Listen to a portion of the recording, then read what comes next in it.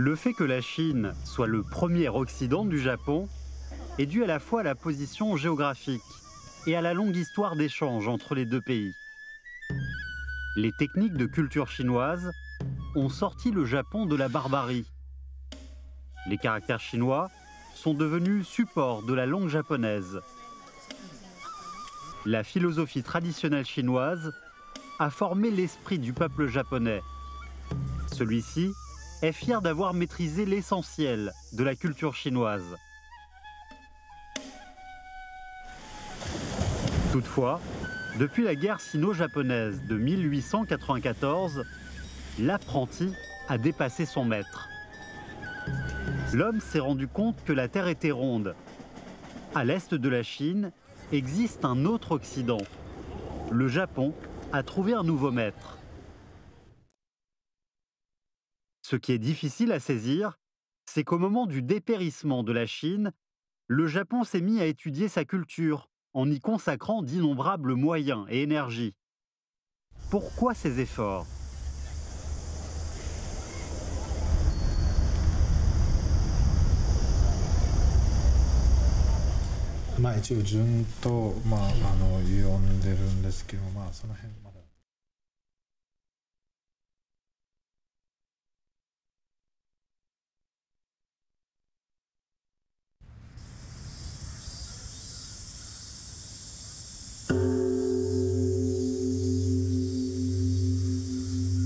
Voici l'école la plus ancienne du Japon.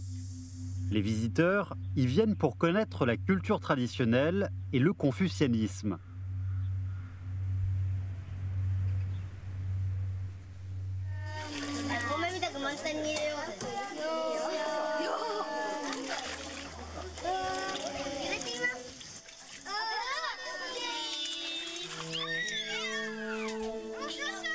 Le seau penche rempli à moins de la moitié, demeure stable à moitié rempli et se renverse bien rempli.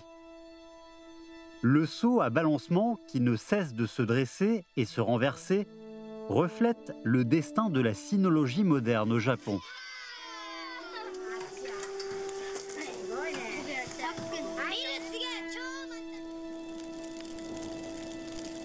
En décembre 1890, à l'Université impériale de Tokyo, Inu Tetsujiro, qui venait de revenir d'Allemagne après avoir fini ses études, était en train de se reposer chez lui quand il a reçu une mission urgente confiée par le ministère de l'Éducation, de la Culture, des Sports, des Sciences et Technologies. La mission consistait à rédiger une introduction pour le texte impérial sur l'éducation publié par l'empereur Meiji il y a un mois. Pourquoi une telle introduction et pourquoi Inu Tetsujiro ?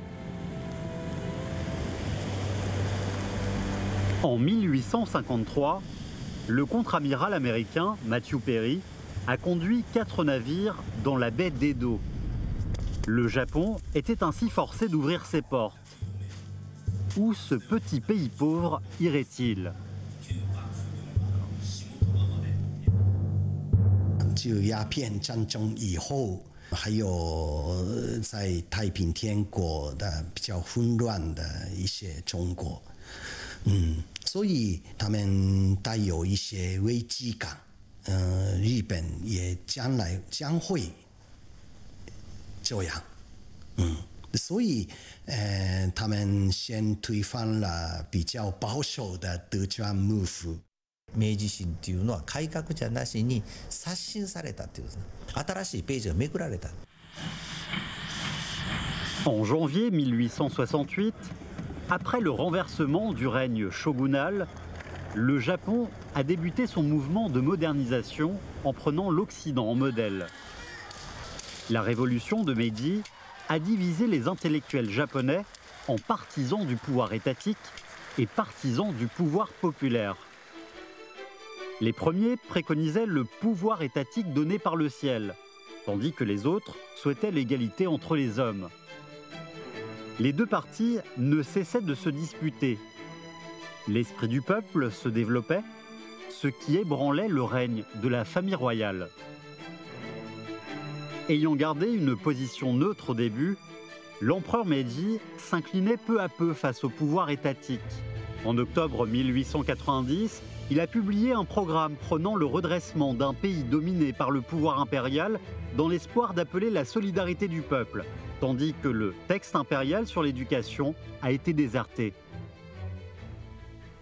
教育直後というのは、父母に孝行しなさい。もちろんまず、天皇に忠誠を誓いなさい。で親兄弟して、兄弟仲良くしなさいとか、そういった道徳が盛られています。日本人的明治维新成功了，那么也就是说，他明治维新采取的是，脱亚入欧，或者就是说放弃东方的中国的一些文化，吸取欧洲的一些文化。L'empereur reprit les idées de la sinologie de l'époque d'Edo en tant qu'objectif de l'éducation, ce qui a été rejeté par le peuple japonais. Le gouvernement a ainsi invité des savants à donner des explications, mais le résultat ne fut pas satisfaisant. Comment sortir de cette impasse? Les autorités ont pensé à Inu Tetsujiro. Si un professeur ayant fait ses études en Allemagne pouvait souscrire au texte impérial sur l'éducation, cela prouverait que sa théorie correspondait au développement de la société et constituait une culture avancée. 西洋とかあるいは西欧といっても一つではないと思うんですね。でドイツも近代化っていうのが遅れて参加をしていったわけですよね。ですからドイツに留学したっていうことは非常に大きな意味がやっぱり日本の知識人にはあると思っていて。その解説を書くんですけども、その時にはやはり、そういう儒教道徳とともに、いかに国家を形成するかというそういうドイツの国家学というようなものを加えた形で演技というのが出来上がってきます。La piété filiale, le respect, la loyauté, la crédibilité ainsi que le patriotisme sont tous indispensables pour un pays. Que ce soit avant ou maintenant, en Occident ou en Orient, les autorités doivent respecter cela. Septembre 1891, l'introduction au texte impérial sur l'éducation fut publiée.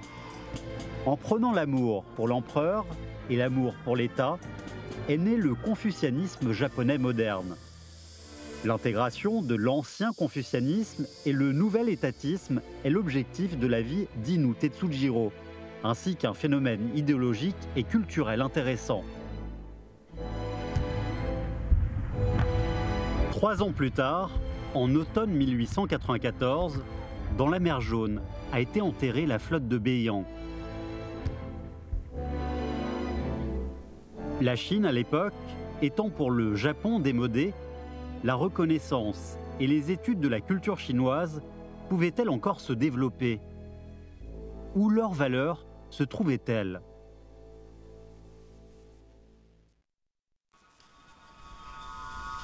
Le 10 juin 1900, en Chine, la révolte des boxeurs débute à Beijing. Pendant 9 semaines, la communication des missions étrangères avec l'extérieur était complètement coupée. Hattori Unokichi fut investi à la légation japonaise en Chine. Âgé de 32 ans, étudiant d'Inu Tetsujiro, il était fonctionnaire du même ministère et professeur associé à l'université impériale de Tokyo. Kano Naoki, enfermé avec lui, était un étudiant japonais de l'université impériale de Kyoto, nouvellement fondée. 2 mois d'attente désespérante ont permis à Hattori Unokichi de comprendre le destin. Il est devenu plus tard connu pour avoir publié Le journal dans la cage de Beijing, se basant sur son expérience de l'époque. やっぱり私たち東アジアの人間にとっての課題っていうのはやっぱりその西洋近代というものから逃れることはできないわけですよね。じゃあ伝統的なものを全部捨て去って西洋化できるかといったらそれは無理ですよね。なぜ無理かっていうと、それをやると私たちのレントンアイデンティティっていうものがやっぱり消えてしまう。ですからどうしても伝統的なものを再解釈して再創造していくっていう作業が必要だと思うんですね。En décembre 1900, Hattori Unokichi a reçu l'ordre du ministère d'aller faire ses études de didactique et de méthodologie de recherche sur la sinologie à l'université Humboldt de Berlin. Pourtant, les études sur la culture chinoise ont profondément changé du fait que l'attitude du Japon envers la Chine n'était plus la même. Beaucoup de chercheurs d'aujourd'hui proposent d'appeler les études sur la culture chinoise après la révolution de Meiji les études chinoises.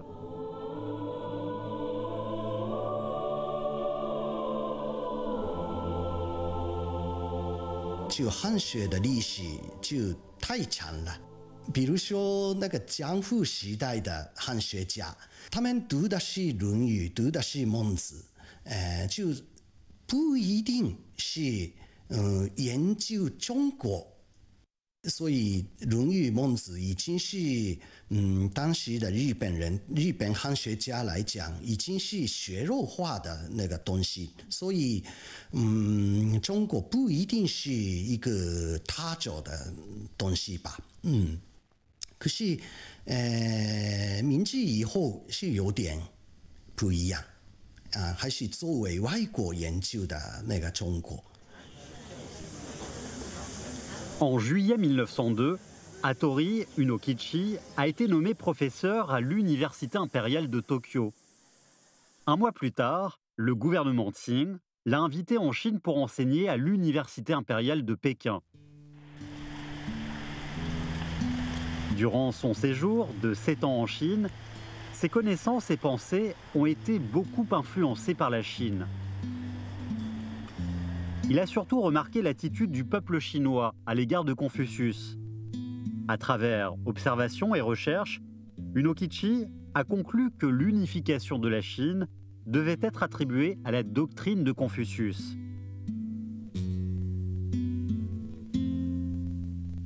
Après cela, il n'a plus abandonné les notions d'éthique et la doctrine de Confucius, ce dont l'Empire du Japon a toujours eu besoin.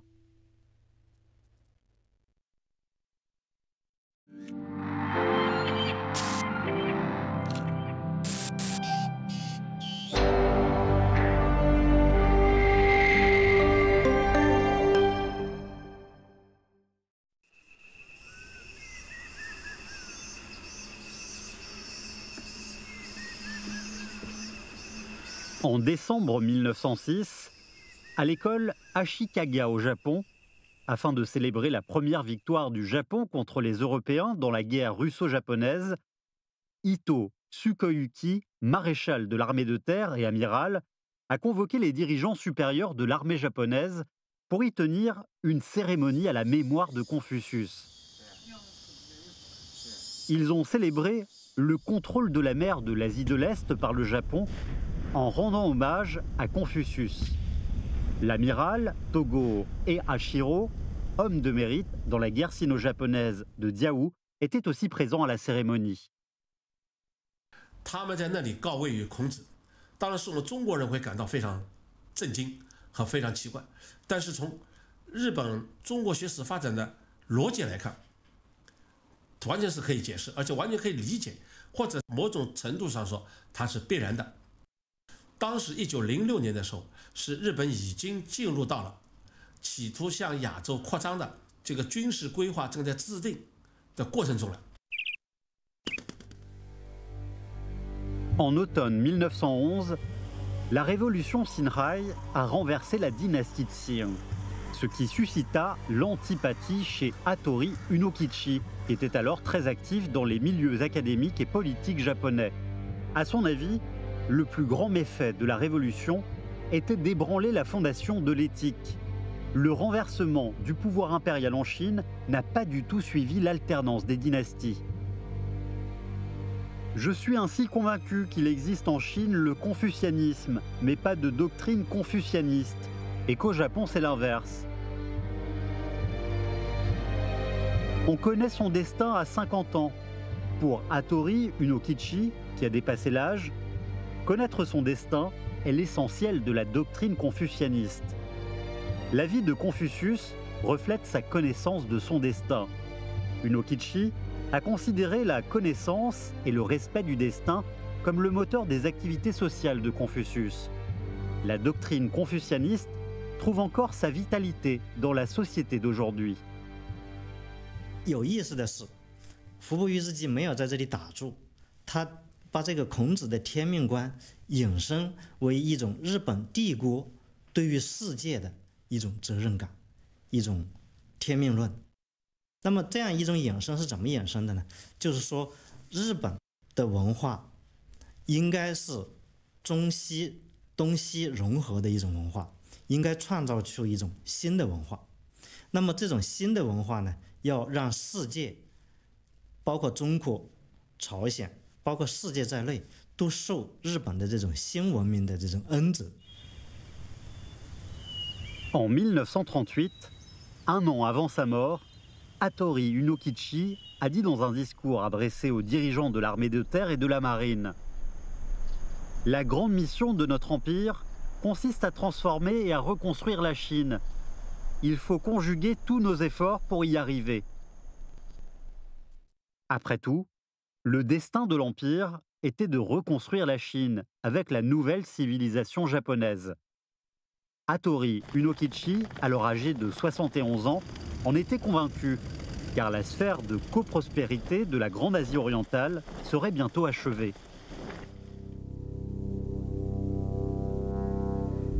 Il faut respecter le destin pour réussir la cause.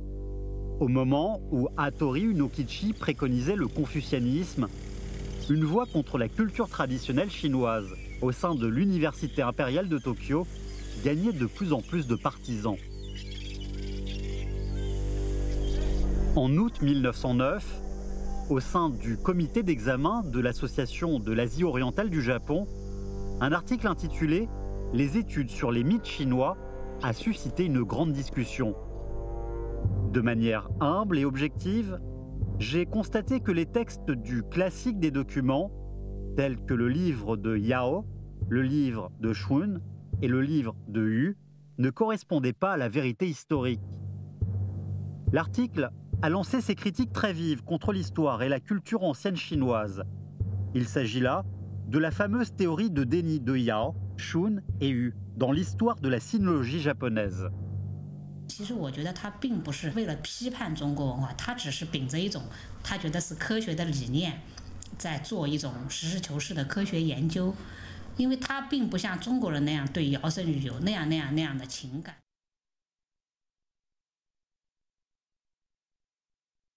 L'auteur de l'article est Shiratori Kurakichi, professeur à l'Université impériale de Tokyo et soleil de l'histoire de l'Asie orientale moderne au Japon.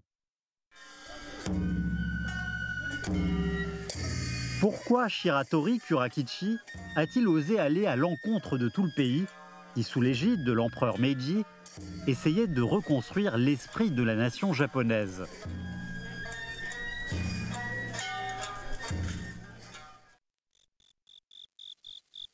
Durant ces dernières années, mon grand-père mettait les notes des conférences de Ries à côté de son oreiller et les chérissait beaucoup. C'est peut-être parce qu'elles portaient trop de mémoire précieuse, a dit Shiratori Yoshiro, petit-fils de Shiratori Kurakichi. Ludwig Ries, historien allemand de l'école Ranke, a enseigné à l'Université impériale de Tokyo. Shiratori Kurakichi comptait parmi ses premiers étudiants japonais. Für Ranke geht es darum, dass man Geschichte als Geschichte versteht, als eigenständige Periode, als eigenständige Phase. その方法をですね、中国史に持ってくる。そうすると、三皇五帝というのはこう考えねばならぬ。花王朝以下はこう考えねばならぬ。Son point de vue critique lui a permis de se débarrasser des entraves des idées confucianistes traditionnelles et de regarder et d'évaluer la Chine à partir d'un nouvel angle, ce qui a constitué la base de la sinologie moderne du Japon. À propos de la révolution de 1911, Shiratori Kurakichi a dit « Sans oppression des pays puissants occidentaux, après cette émeute, la Chine deviendrait un pays moderne et compterait parmi les grandes puissances du monde. Moi, étant historien, je n'ai pas peur de dire la vérité. »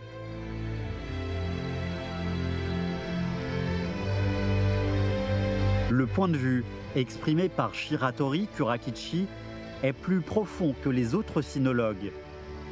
Toutefois, personne ne peut prévoir l'avenir, les historiens non plus.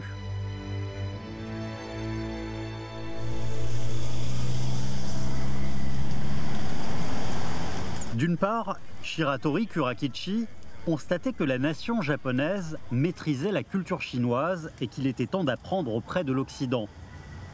D'autre part, il prétendait qu'il était un partisan du confucianisme au lieu d'un opposant. Ce genre de contradiction existe toujours au Japon. 他既想在学术上开辟自己的怀疑主义道路，他又不能完全抛却儒学所授予他的道德纲目所潜在的一种思想教育，所以他的晚年的论文就没有像他的中年时代那样所谓充满着锋利的批判性。 Shiratori Kurakichi, déjà âgé, dit à sa famille « Il n'y a personne de plus heureux que moi ».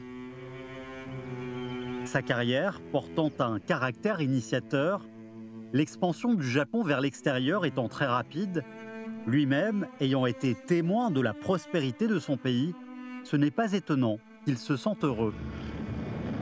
En décembre 1941, ayant donné l'assaut sur Pearl Harbor et remporté la victoire partout en Asie du Sud-Est, le Japon semblait invincible dans la région du Pacifique.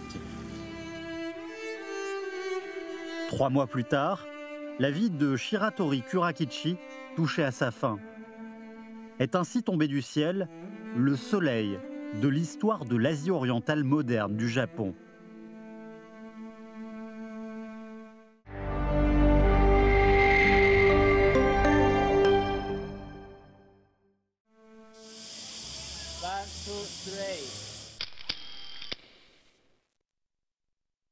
En juin 1897, après des années de préparation, l'Université impériale de Kyoto a accueilli ses premiers étudiants en licence.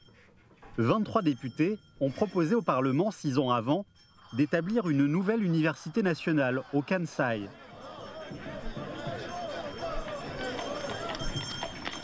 Deux ans après la guerre sino-japonaise de Diaoyu, le fonds de construction issu de l'indemnité de guerre a été enfin utilisé, ce qui a permis de créer un lien spécial entre l'Université impériale de Kyoto et la Chine dès son établissement. 就是要说起京都大学研究中国学的一些特点啊，我想首先呢是和它当时存在的东京大学来相比而言的，因为它更多的受到西方的这种近代实证科学的研究以后呢，它就把中国作为一个研究的对象。 Différente de l'Université impériale de Tokyo, l'Université impériale de Kyoto a essayé de comprendre et étudier la Chine en prenant l'angle des Chinois. Ces chercheurs ont ainsi mis les pieds en Chine.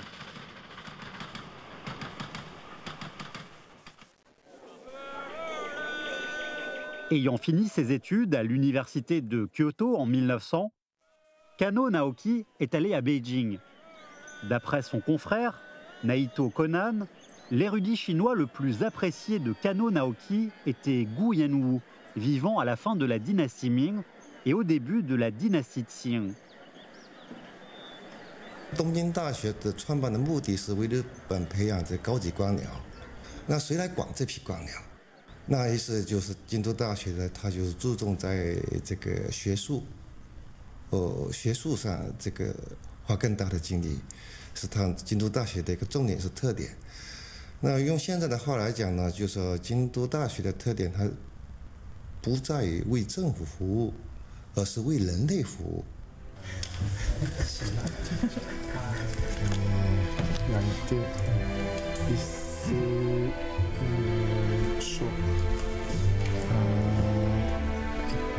Le changement d'angle de vision a donné lieu à l'apparition d'une nouvelle valeur de la Chine. En 1903, Kano Naoki est retourné au Japon pour entrer dans l'enseignement. De 1906 à 1928, il a présidé la conférence sur la philosophie chinoise à l'Université impériale de Kyoto. Grâce à lui, la littérature chinoise est pour la première fois montée sur l'estrade de cette université.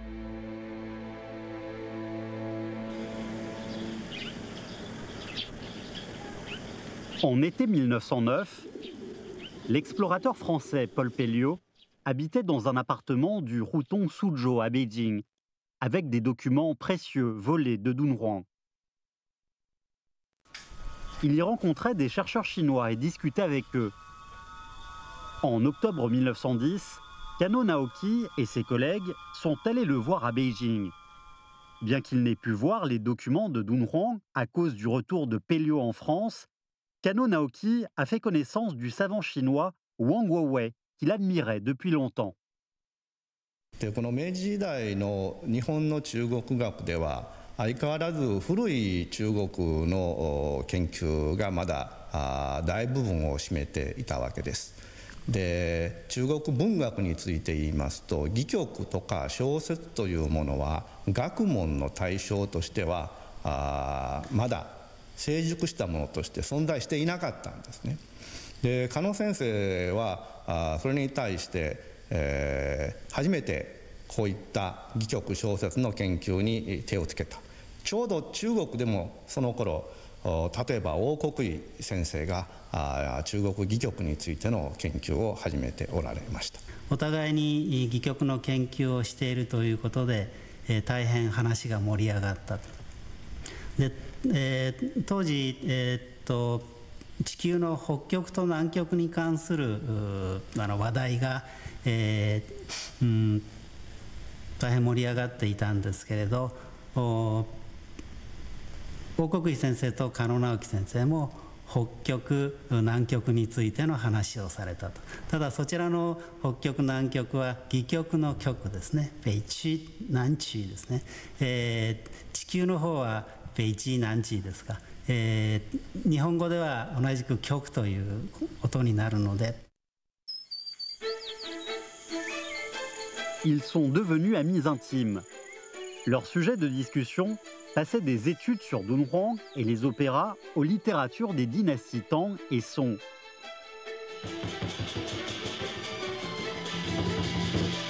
À la fin 1910, Kano Naoki a publié une thèse intitulée « Au bord de l'eau et des opéras chinois », en disant que le roman « Au bord de l'eau » avait été créé à partir de nombreuses pièces d'opéra sur le même sujet. Le roman est paru après la dynastie Yuan et au début de la dynastie Ming.